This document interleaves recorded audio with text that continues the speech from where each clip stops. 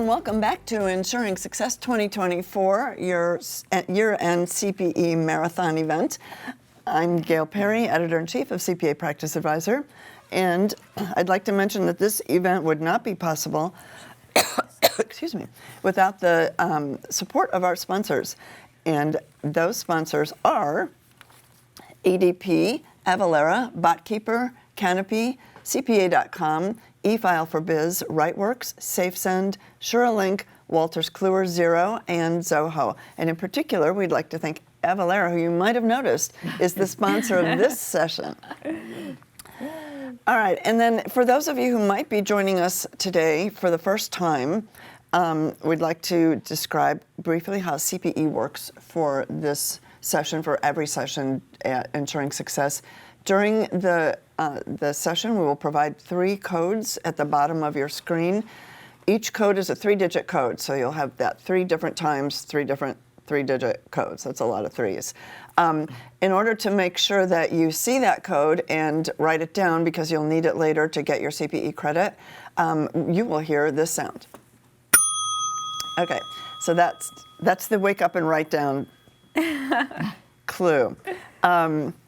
And then at the end of the session, at the end of the event, at the end of the day, the month, next year sometime, this will be up and available for a year, you can come to the Ensuring Success site, click the CPE option at the top of the screen, and that will open up a screen where you're able to enter all the codes that you collected at every session you attended, and you can download your certificates right there. If you have any questions for our speakers today, you can enter them in the Ask a Question box that appears at the bottom of your screen. Those will come right to us here at the desk. If you have questions about CPE or tech questions where you need to speak to someone other than those of us who are up here, you can go to the email address at the top of your screen. It's info@ensuringsuccess.com, and we have live people standing by to answer any questions or issues you might have. We are on social media at #DecemberCPE, so check us out on your favorite hashtag or on your favorite social media channels, and feel free to add your own comments using #DecemberCPE. All right, we're going to get into this session. I'd like to quickly introduce the speakers and then give them a chance to tell you a little bit about themselves, and then we will get into this topic of your newest service line, business license management. So we are joined today by Ken Taylor, Diana DeBello, and Chris Vignon, and my co-moderator, Alexandra DeFelice. So I'll start here with you, Ken, because you're next to me. Tell us a little bit about yourself. Sure, great, thank you. My name is Ken Taylor. I'm with Forvis Mazars. I'm the sales tax practice leader for the firm, sit in Indianapolis, Indiana. Diana. I am Diana DeBello. I am a senior manager of product solution engineering at AVALARA, and I have been in the indirect tax automation space for many, many years. And Chris Vignon. I am Managing Director for Source Advisors, state and local tax firm, lifelong state and local tax professional. Love being here today. Thanks for having me. And once again, I am Alexandra DeFelice, Director of Marketing and Business Development for Payne & Fears Law Firm in Southern California, and co-moderator with Gail throughout the today and yesterday. All right, so when we talk about business license management, what does that mean? What kind of services could that be? Ken, let's go ahead and start. Yeah, sure. So to me, the business licenses, it kind of could be is a broad topic, right? So it could be a license of if you have revenue in a certain jurisdiction, and the state or the locality, usually it's down to the municipality level, sometimes even down to the township, right? That you'd have to report your gross receipts, or sometimes it's just a $50 fee, right? To be able to transact a business. But then on the other side of it, it could be anything to maintain and run your business efficiently. So that's where I see it as this umbrella kind of topic. Right. And we see a lot of businesses where they have to manage all of these different types of licenses, whether it be if they're a restaurant and they have servers who serve alcohol, they may need to have individuals who are licensed. And the filing requirements and the maintenance requirements for all of those vary greatly from jurisdiction to jurisdiction, whether it be, as you said, state by state, county, city, even sub-municipalities may have some sort of licensing requirements. Yeah, and I think finally, when it comes to business licenses, you don't always know when you have to fill out a business license, right? And I think that's the challenging. We know what they're for in many towns, but many times you don't find out until you're actually in business already, right? A lot of them you need to open up a retail store. Those are the obvious ones.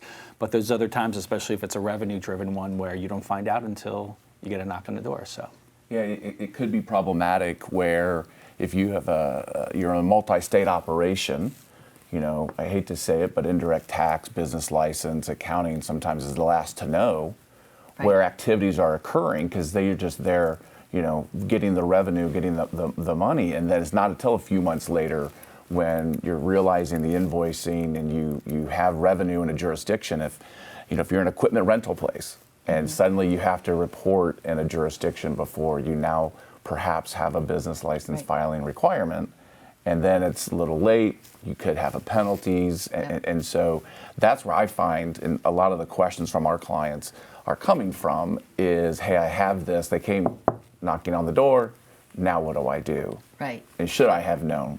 So. And a lot of those licenses require renewals year to year.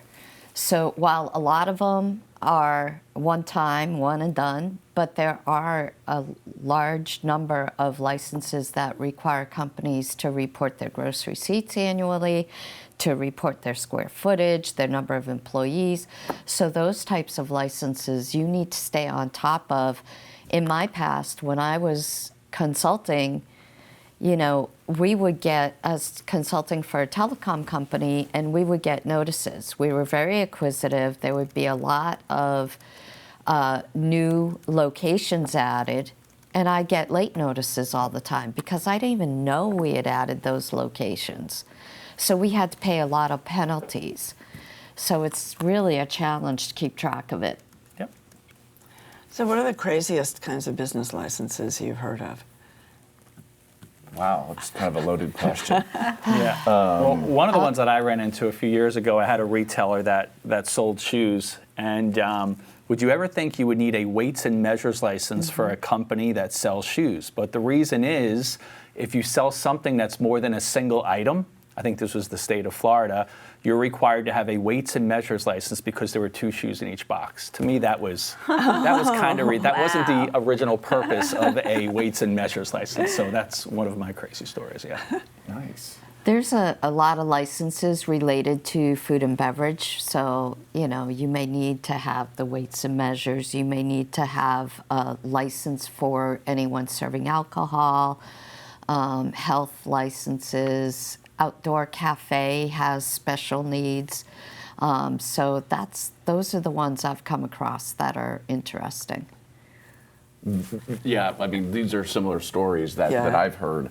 And to be honest, this is an area that our firm is looking to explore more as the demand, right? Because of a lot of these gotchas, if you want to call them that, where it is after the fact and now they realize they have a problem and they need a solution, but then how do you maintain it? Right. Because it's not something that fits necessarily into the tax department. It's not necessarily something that fits into the legal group, right? So who wants to put their arms around it and own it within a company? So. Yep.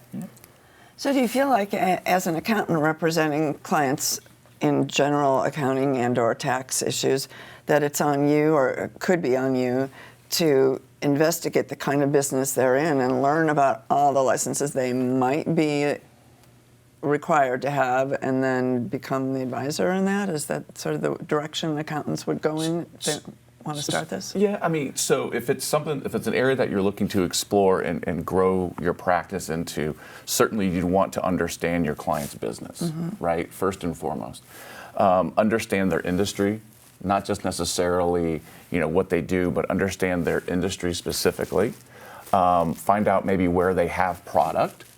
What is it that is it mobile equipment? Is it standard in a single location? And then help them ask the probing questions of, are we going to grow through acquisition? Do we need to look ahead and have some foresight to look into that to see as we acquire, if we go into a different jurisdiction? And there's even a due diligence element to that, where if you are acquiring, you want to make sure that the company you're acquiring has that done all of the licensing required, because that could be a gotcha for you after you acquire them. Yeah, the successor liability that may come along with that. Yes. Depends on how the deal's structured. Yeah, I would say obviously we're here today talking to CPAs. It's a great opportunity for CPAs to get into. Just so you know, I've been in state and local tax for 30 years, and licensing is always someone longer than me. Yeah. Yes. I think almost 30. 94 I started, so I'm just about there. Yeah. But you know, we've always been in and out of the business, but now I see just more of an importance in this space, and for CPAs looking to, like the prior session mentioned, expanding their services in this space, this is a great opportunity. And like we talked about, one way to do it is identify the type of industries that you serve. There are definitely certain types of industries that are more sensitive to the business license market. And can you, so let's give a little bit more education in this session than the last session, because in the last session it was like half of the people were dabbling, and this is 73% said they're not doing it yet, but they're obviously interested because they're here, right? Yep. So the industries. So let's start with that. If I'm going to do it, like, I know medical devices, right? What hospitality? I think. Well, food and beverage. I mean, in most states, and they may know that. So you may be a CPA that serves the food and beverage industry. You've just never thought about assisting your clients with this, but this is a headache for your clients. So that's one of the things for you to think about, is that your clients are doing this probably reluctantly. They would love for you to call them and say, hey, I have an opportunity to serve you in this area and add it on that. Yeah, so keep that in mind when you're thinking about this. And then retail. I mean, two of the bigger ones would be hospitality and retail. A lot of niches. I don't know if you guys can name some of the niche industries. Construction is a huge one, because a lot of times the contractors individually need to be licensed. And if you are a construction company, you need to ensure that those individual contractors have their licenses before you go and do your projects. Well, and along those same lines, right? Because, you know, we've looked at the AVALARA tool. Right, let's talk about the AVALARA tool a little bit. But, you know, there's contractors who now I have to make my building permit. So it's not just maybe, you know, if it's a large construction company that operates in multi-state, so you get your licensing requirements, and then you have to pull your permits. You have to track your permits, and then do you have your subs? Make sure your subs have all that. And depending upon the jurisdiction, as the GC, you may be liable for the registration activities of the others, and so you'd want to have something in place to do that. And absolutely, it's if your clients are currently doing this, you know, ask them, hey, I can take this off your plate as an additional service, but that's not without risk either. And I don't want to just glance over that. What is the risk to you as the CPA? So as the firm would be, you know, taking on the obligation to make sure that the renewals are done timely. It's just like another tax return, right? So you're going to have understand the processes it's going to take, what information is going to be needed, what is the due dates, what are the deadlines for things, and have a means of collecting that information. And set those processes up. And I'm going to flip it around, because during our planning call, Chris said that a lot of the CPAs are telling the clients to just do it themselves. Right? So at what point do you say, I don't want to touch this, I don't want to touch this, versus like, what do you need to feel, or what skill sets do you need to feel like you can take this on? That's a great question. So we're here with AVALARA today. AVALARA's main product that we all know is sales tax, okay? And 7 years ago, no CPA wanted to touch sales tax. There was no tool to really handle it easily. There was a lot of liability as the signer and filer. You were actually liable for that. And that's still true. But by adding technology to a process that's complicated, like sales tax, right, we made it a lot easier. And now there's, you know, AVALARA has partnerships with hundreds and hundreds of CPAs to do sales tax returns. So now the next question is why wouldn't business licenses be any different? So to me, when you're looking at your firm, one of the really important areas to consider is if you have a CAS practice. So a CAS practice traditionally works in more detailed aspects of your client's business, and maybe cash management, it could be bill pay and things like that. To me, if you have a CAS practice and you're doing sales tax, business licenses is really a nice entree into that. And with the tool that Avalara is obviously selling, you have the ability to have something to manage this pretty complicated area. So I think the fact that the tool is available now, and I think the fact that people in CAS practices have been doing more and more to service their clients, that's a great entry point for this practice. So. Yeah, and there's other areas that, as you're providing services to your clients, another area is they may not be doing property taxes. We talked about this as we were planning for the call as well, right? So if you're doing property taxes, that could be an indicator. You need to ask yourself, does this jurisdiction have a business license filing requirement? So you may have the information available at your fingertips already to be able to determine if your client should be filing in an additional jurisdiction or not. And then that would be an opportunity to point out how we can help take this off of your plate. Right. And absolutely. And most of the prospects that I've spoken to, or the clients that I've spoken to over the past few years, I talk to them about how they do it now. And the answer, 99% of the time, is I have an Excel spreadsheet. Right. It's the answer to everything. Yes, yes, yes. At least they didn't say Lotus. Yes. So, but what's wrong with that? Because some people are going to say, what's wrong with that?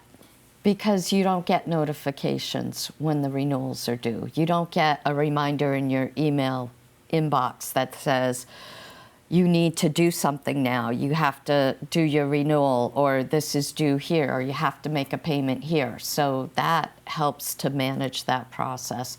And having the dashboard with the firm version allows you to see for all your clients what's due next, what status each of those licenses is in, and it just makes it a one-stop spot to see the status for all your clients. So, Ken, if you're going to start to offer this, if someone's like, now you've gotten me, you've whet my appetite, I want to do this and everything else that you guys have brought to me in the last 2 days, what are some talking points to start to add this service? And while you're thinking about the answer to that, I think we should take a quick break. We need to hear a word from our sponsor, and then we'll be back with your first CPE code for this session.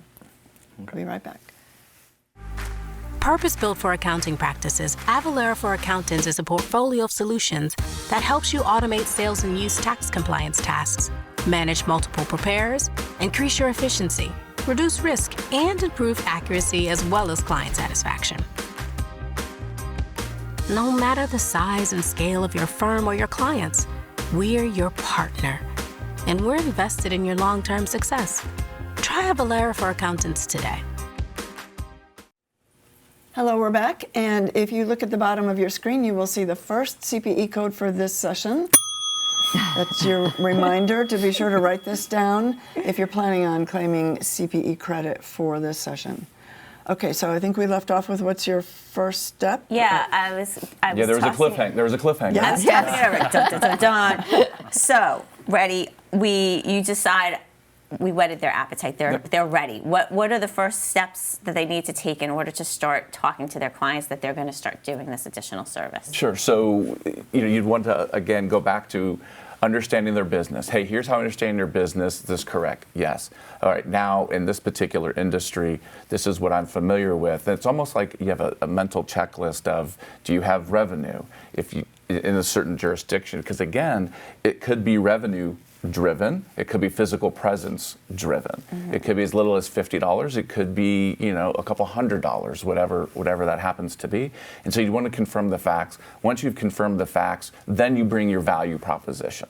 The value proposition is, have you received any delinquency notices? Have you had to pay any penalties? What type of hours are involved with you maintaining this compliance? And once you understand that, then you can bring in the value to that. You can redeploy that resource into a more strategic area within the company, because everybody has a lot more to do, right? And if we can take something off of our clients' plates and allow them to I don't want to say more value add, but yeah, value add, right? Add something where they can free up their time, maybe get a better ROI on that time than just filling out of a business license. Now, I'm just going to say, wouldn't you first call Avalara? I would, because we already have a subscription. Right, But right. if you're the company, Yeah, so if you're thinking about getting into this and offering this as a service, then you can certainly reach out to us and we can help you understand it better and provide you the solution that's going to make it easier to do a lot of those steps you're talking about. And let me step out of being at Forvis Mazars, where we have this tremendous Right. support group, right? So what I'm familiar enough with the Avalara tool is, yes, as the relationship, maybe it's not for the CPA to take on, but you facilitate the introduction of Avalara directly to your client, right? And then have that as a possible solution as well, where Right. you're not necessarily taking that liability on as your practice, but you're showing the value you can add to your client by understanding their business pain points and finding them a solution that may not be within your own firm, but at least partnering with another company. So there are the two options where the firm can take on that liability and manage the business licenses for all of their clients, or they can advise their clients to utilize the solution that we have. Yeah, I mean, one of the benefits of the software is that when you go into a state or a location, you put that location in,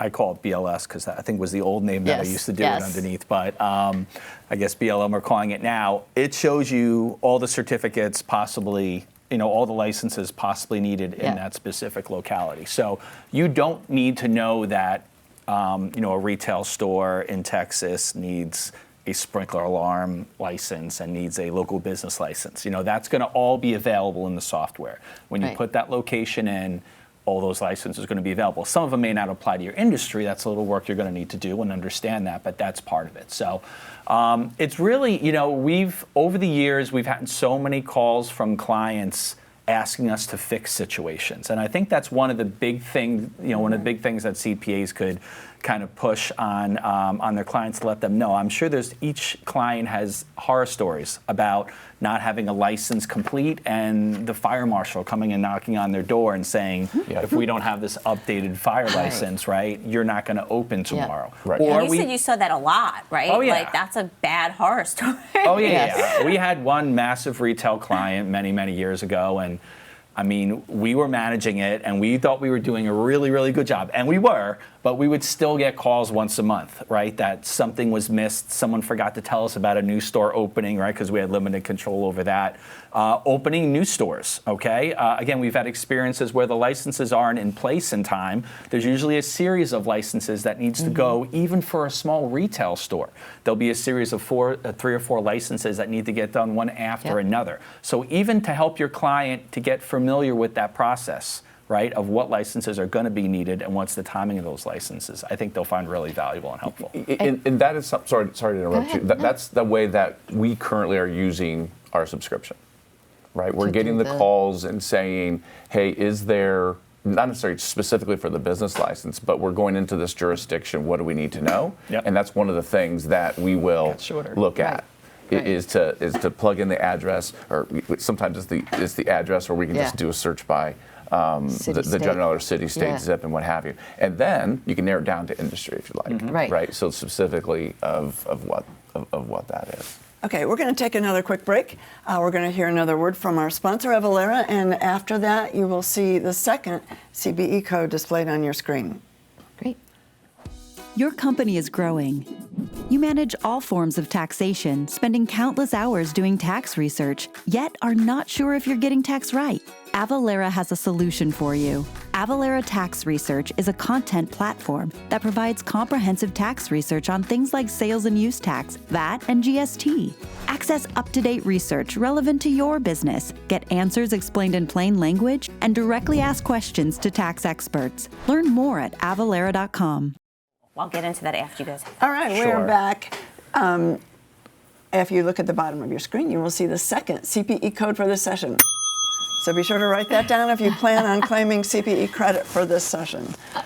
Okay, so you're an accounting firm and you're thinking, I could actually do this as a new thing. I do taxes, I do bookkeeping, or I do financial statements, whatever. I could do business licenses. And as opposed to just going to your clients and saying individually, what do you guys need? How could you launch this as a practice? And do you put it on your website, or what do you do? I'm going to start with you, Chris, down and there. Yeah, no, I mean, no problem. I think, first of all, like we went back to talk about the industry, right? Knowing your industries are going to be really, really important on doing this. These filings are usually done. A great way to do this is that find out whatever state or area you want to serve, find out the deadlines for those licenses in that area. Okay, so if you serve Southern Florida, find out when are all the licenses due? Is there an annual payment? And one of the things you can do 30 days before these licenses are due or 60 days to send an email blast out, right? Timing is kind of important on this because it's going to be on top of someone's mind, right? If you're going to get into this industry and you're targeting a group of companies in an area and they all filed their licenses on December 31st and you send an email out on February 1st, that's not going to be very effective. So know the area you want to target in. See the licenses that are due, when those licenses are due, and you can use that as a great starting point to reach out to your client to say, hey, just so you know, we know that this specific license is going to be due in 60 days, and we want to introduce the new service, and here's why we can do it better and take some of that stress off of you. So kind of get to know the local licenses and use that as a target to, to reach out to clients in that way. That's one way to do it. And when you're onboarding clients, do you ask them? You can do that as part of your menu of services you offer when you're onboarding your new clients. Yeah, no, absolutely. I mean, we have business license as well as sales tax as well as property tax on our offering to our clients. Again, it is sometimes unique to certain industries. So an e-commerce company, selling from one location may not be applicable, but we have took on dentist offices, a big dentist office client, and they wanted us just to handle some use tax issues. And, right after we had the initial meeting and we started servicing with the use tax issues, we brought up business licenses, and they were ecstatic. We see that a lot of medical practices, actually, because what's happening now is a lot of consolidation, right, in this medical practice industry.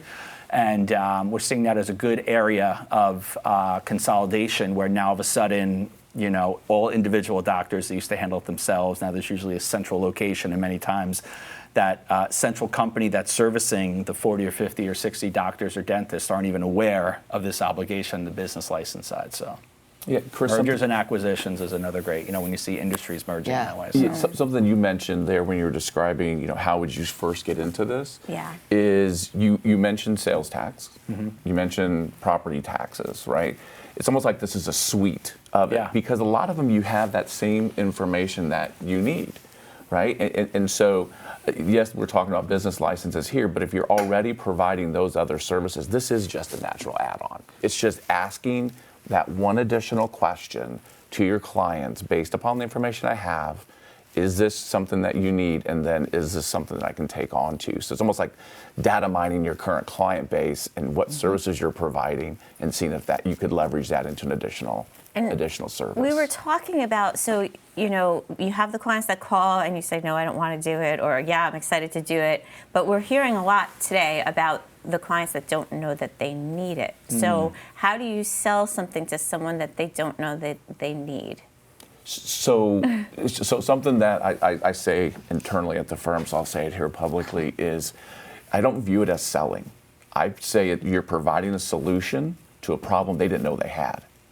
And that's how you are like the trusted advisor to your client. You know their business, and if you know your client's business and you know them well enough, they're not going to say you're trying just to upsell me or sell me a product. You're bringing them a solution to something that they did not know they have, and you're trying to keep them out of trouble, getting the business shut down for a couple days could be horrific from a cash flow side if they can't get a license, right? Get a license approved.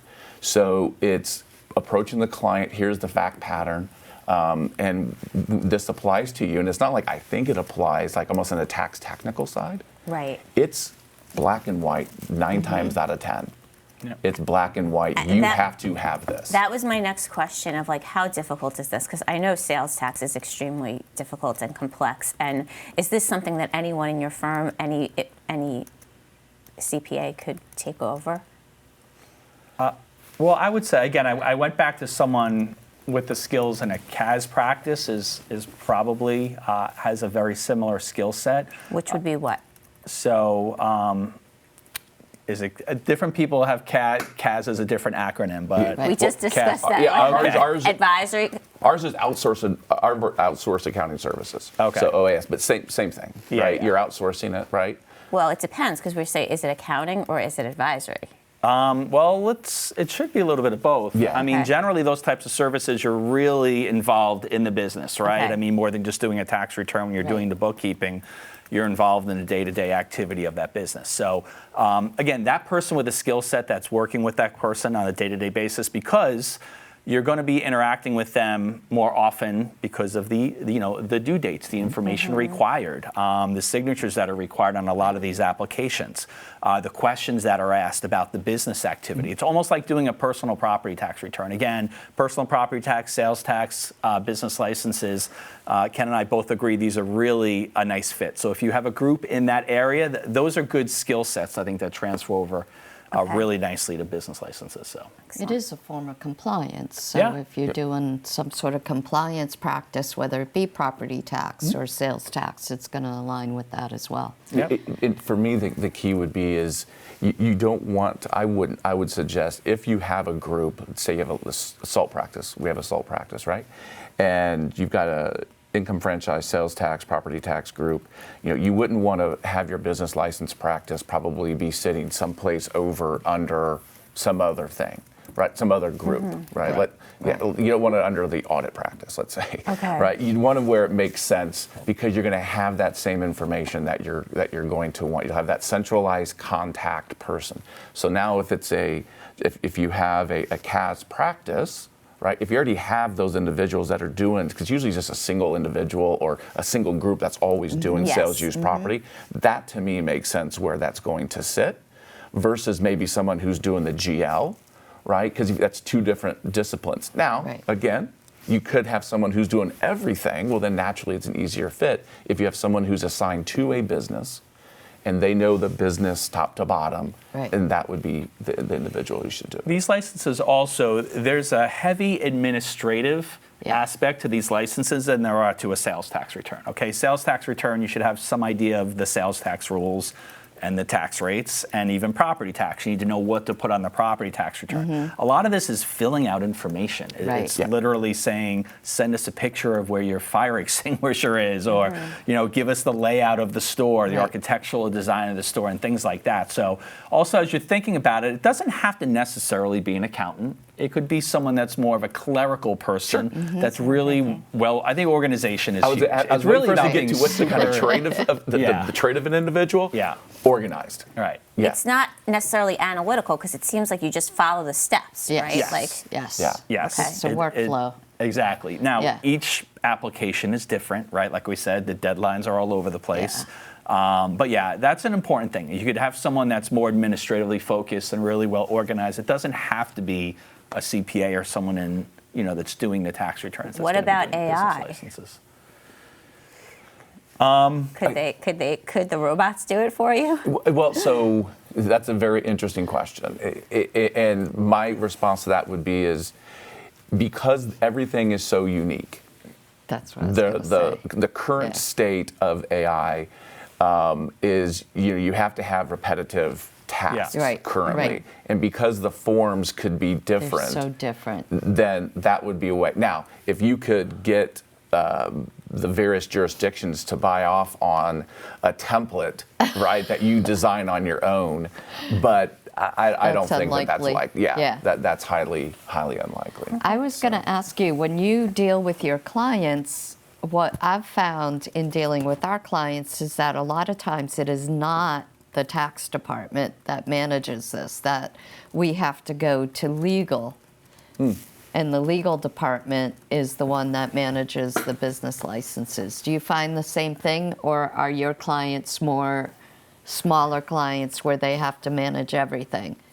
Yeah, so for the bigger clients, you generally see the legal department somewhat involved. So if you're working with a national, a regional, a hospitality company or someone, because they're already managing like the state secretary of the state license. That's something else that's included in there if you want to manage that as well. So, but that's really only for our larger clients. Is a legal department involved? I know it feels like a legal issue, but it's really a compliance issue versus that was going to be my issue. follow-up question, because we're getting a lot of questions from the audience. I think they're just a little bit like, this should be something that not that I'm dealing with the legal person at my client, that I am not a legal person, and I don't know that it's like, how do you differentiate that, Chris? Yeah, it's definitely, so for example, if you're opening a store, we're working closely with the counsel group and the company that we're working, whether it's outside counsel or inside counsel, because they're signing the leases.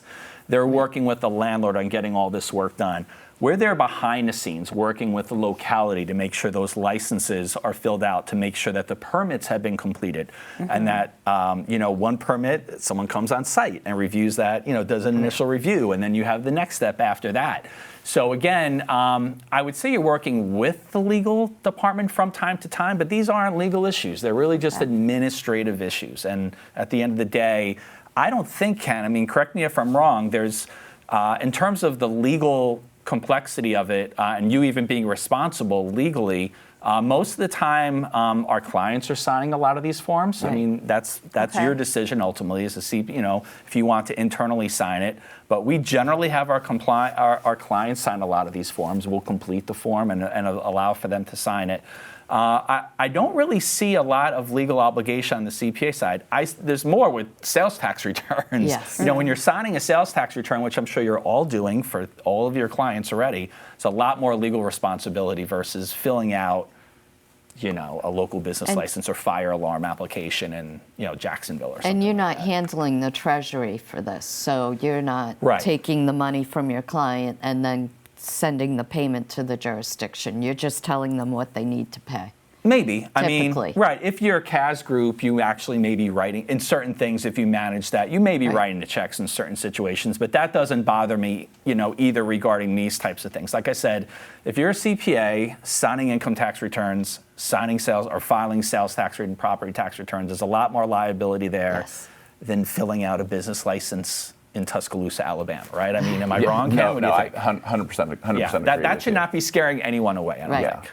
Yeah, and as far as from the legal side, something else that I see a lot of our clients is escheat property. Completely different topic. Yeah. But again, it doesn't fit anywhere nice, and so it'll be dumped into legal. That's true. Or sometimes it'll get dumped into accounting, right? It's one of those things that might get tossed around.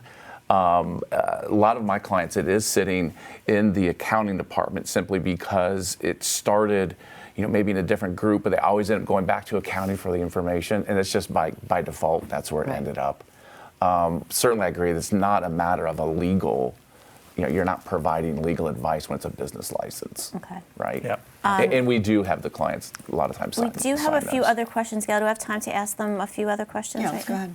Okay, the first one is there also trade licenses, such as dog groomers, each have an individual license in addition to the business having it? Is that necessary? Yes. In some cases, depending on the industry, there are individual licenses that need to be obtained.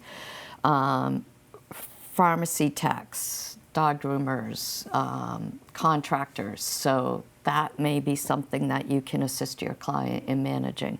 Yeah, and for the scope of it, going back to our very first question, business licenses, it's so encompassing.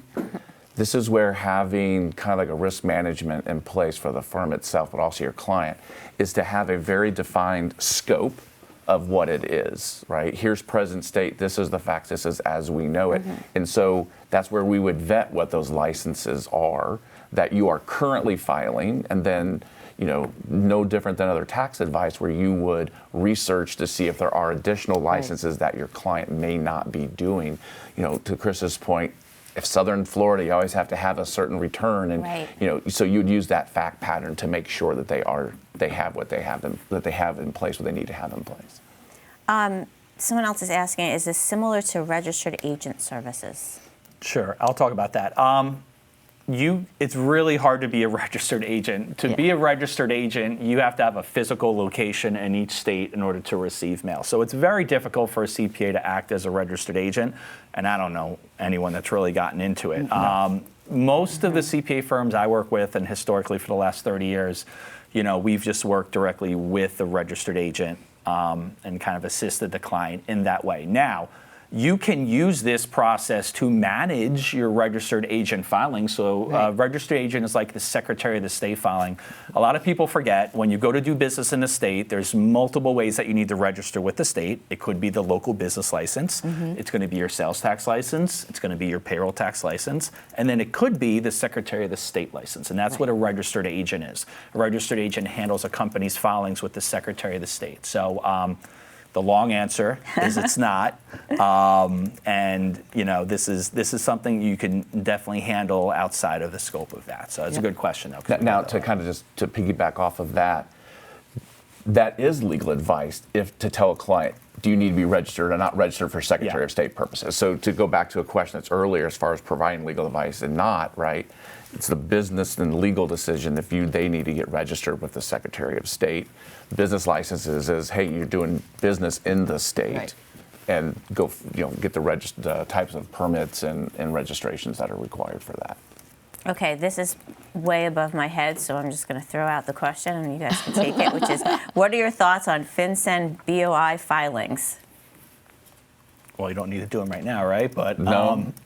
I'm not as familiar. I know what it is. Yeah, I'm racking my brain. You might have seen the smoke start to come out of my ears. I don't want to think about it. Yeah. Hard pass. We'll get back to you. Yeah. Well, I believe if this is what we're talking about, we had the case in Texas, basically, where the Texas Supreme Court ruled. So this is around the filings of your LLCs in different states, and whether you have to list yourself as an owner of a specific LLC. And there were some government guidelines, and that was challenged by Texas, and I believe everything's on hold for that. But that's really the extent I know about that right now, so sorry about that. All right. We're not going to make you guys think about that. One less thing to think about. That's right. Who needs a payroll tax license?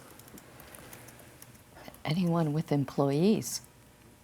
Yeah. Let's see. There are some local payroll tax requirements.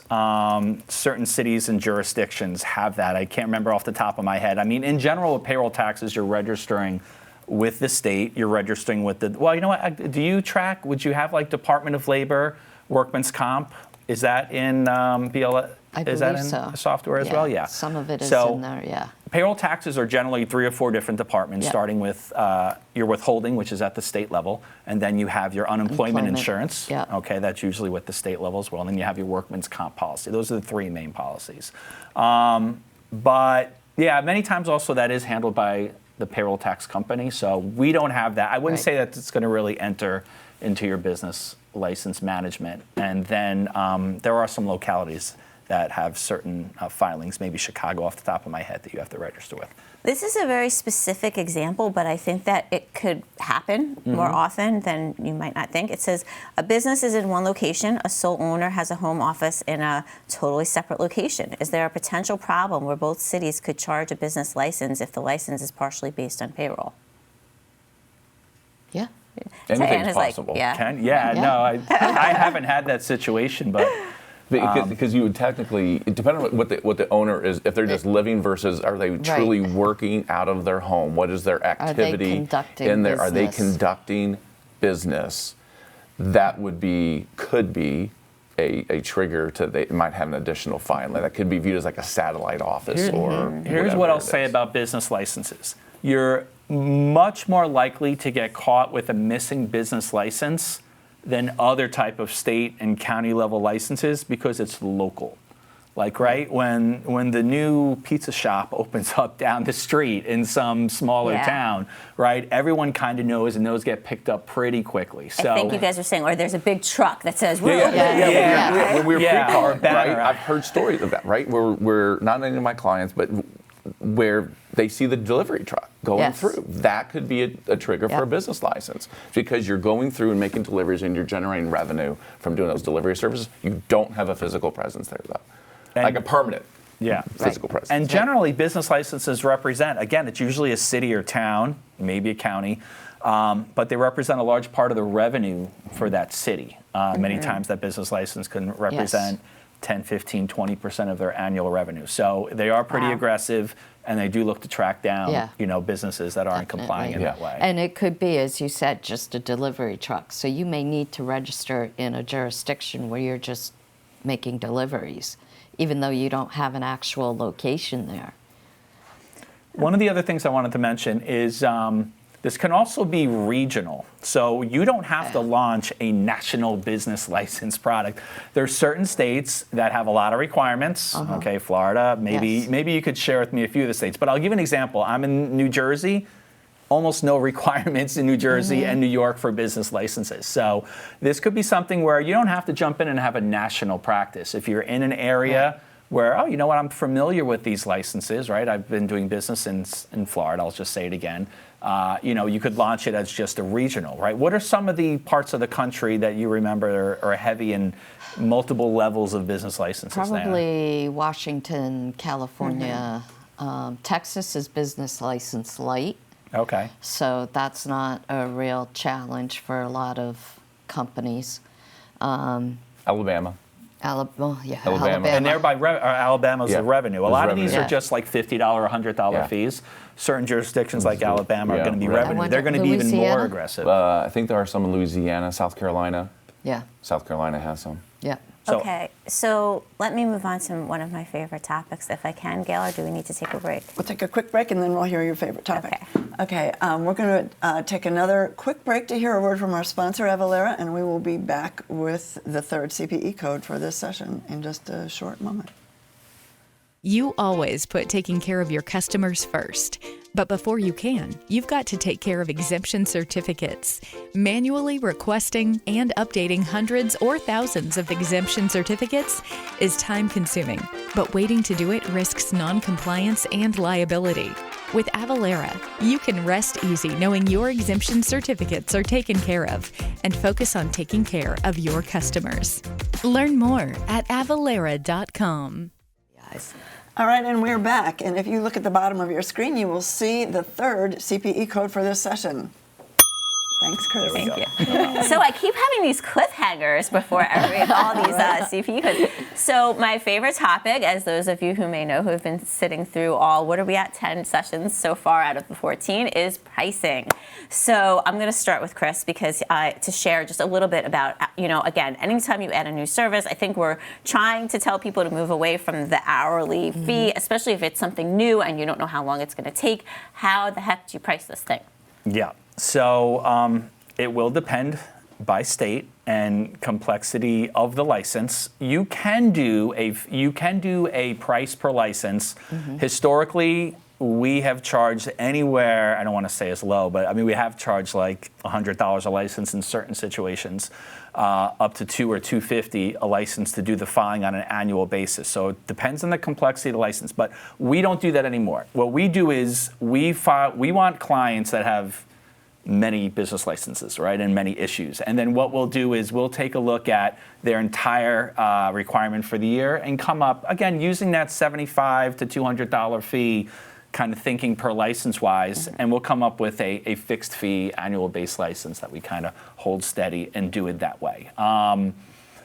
It's probably not going to be, it's probably profitability-wise in the same area of sales tax, I would say. Not so lucrative as advisory services. Not so lucrative as advisory, but you also, there will be opportunities to charge hourly from time to time. It doesn't come up a lot, but we do see it. Our clients enjoy knowing that, okay, I'm paying, Chris $5,000 a year, and I'm not worrying about any business license fee. So that's where we see the most value that you provide. They don't have to worry. Plus, clients don't want to know if they have to add one license, you're going to charge them an extra $50. So we've seen the best receipt pricing is a little value-based pricing. Also, you need to build something in for the fact that you're managing this whole process, right? It's not about just doing the returns. It's that value and the peace of mind that you're giving them. Keep in mind, that's always worth a significant amount of money. Having them feel secure is not something they have to worry about. But then you also have your internal costs to do it. It's kind of hard to nail it down because some returns could take, or business license, 15 minutes. Some of them, depend upon the information, it could take 45 to an hour, right? So because of the varying of that, the single annual fee that's a way to go with that. Some you lose, some you win, right? Like Yeah. if it only took you 15 minutes, you're ahead. If it took you 5 hours, you're behind. Yeah. But even though it's not advisory, again, push the value of Right. peace of mind. Right. Really do. Yes. It is worth a lot. And so even though this is something where you can see, oh, it's a lot of compliance, a lot of administration, you're going to sell them the fact that we're taking this off your plate. We're going to be responsible for it. Peace of mind. That has a lot of value to certain clients. So. And a lot of the firms that I talk to, they have their fee that they charge to manage their client, but it's really low. So when we come in and say you need to charge more Yeah. per month, per year, they really balk at that. But there is a value to the service that they're offering, that they need to really effectively value the service that they're providing. Right, and that's what we were talking about in the last session. Is like some people said, you could double your price, and half the people won't even think twice Right. about it because of the perceived value. Right. Yes. So that's excellent. I'm just checking to see if any other questions came in. These are very specific. Well, it's New Jersey, so I don't know. There's just commenting about New Jersey and whatever. So we don't have to talk about that. Okay, But no Gail, problem. I think we maybe only have a few more minutes. Is it time for key takeaways or a lightning round or? I think it is. Yeah, just if someone is looking towards getting into the business of offering business license management either for their existing clients or maybe even outreach to their community or potential clients, what are the first things they should consider? What are when they go away from here and think, yeah, I want to do that, where should they start? Ken? First and foremost, I would stop, pump the brakes, and say, is this something I really want to do, and do I have the infrastructure in place so that I don't stub my toe? Because on your first clients, you want to make sure you get it right. Okay.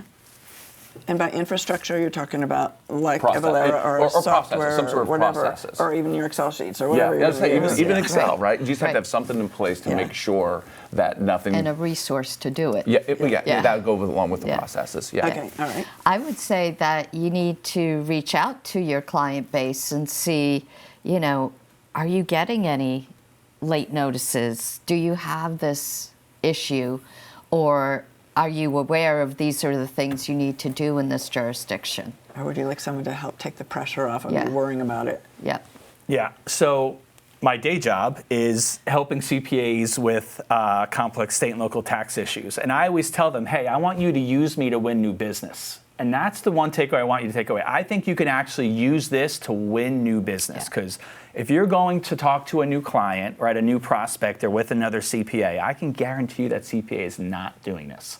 So if you're doing this and looking towards 2025, think about this as being a strategic tool to win new business. It may not be the most profitable area, but it's easy to administer, right? We said it's really administrative. It's not really tax complexity. And you may use it to win a new client in the future. I can almost guarantee you that if you offer this as part of that initial process, that it would give you an edge. Well, because if you're not offering it, chances are another firm's going to come along and try to offer it. Eventually. Eventually. Especially But I if think they we're still attended early in the this- game with CPAs. Yeah. Well, and again, as we're seeing throughout the last 2 days, is clients would like to come to you for more and more and more things, right? Even Right. things that accountants typically wouldn't do, right? Yep. So the more you can offer them, the stickier the client they become, the more that they can't leave you because you're doing everything for them versus one thing. So Yeah, we get that all the time, especially we do a lot of sales tax work. I'm sorry to go back to that, but I mention that because the CPAs come to me and the CPAs are frustrated. They're like, Chris, why does the client always assume I know everything about sales tax? It's really, really frustrating. Like generally only larger firms have like exhaustive, decent sized Yeah. departments for sales tax, like Ken's firm. The average CPA out here doesn't have a team dedicated to sales tax. This is the same thing, right? You could work with, you could build a team and then work eventually with some type of technology or software to be able to build that team and offer that, because it's something that your clients may expect you to do anyway, like sales tax. So. Yeah. excellent. All right. Thank you all so much for a lot of thought-provoking information. We may have some new firms out there offering business license management services soon. Great. And thank you all for spending your time with us in this session. We want to thank AVALARA for sponsoring this session. We will be back at the top of the hour with a new session called Modern Firms, What's Changing? We'll see you then.